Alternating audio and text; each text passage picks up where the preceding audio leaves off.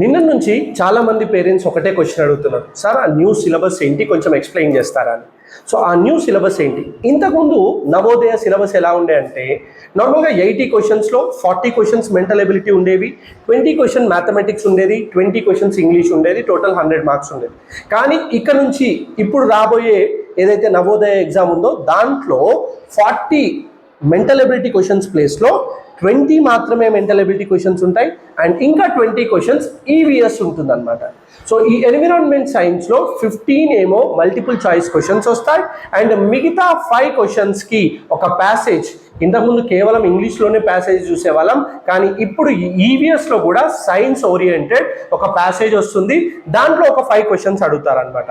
So ఇవి changes. So దీని గురించి బ్రీఫ్గా కావాలి అని అంటే స్వామి వివేకానంద కోచింగ్స్ అని చెప్పి యూట్యూబ్లో సెర్చ్ చేయండి, మీకు మా పేజ్ కనిపిస్తుంది, దాంట్లో ఫుల్ లెంత్ వీడియో అనేది పెడతాను అనమాట. Thank you so much.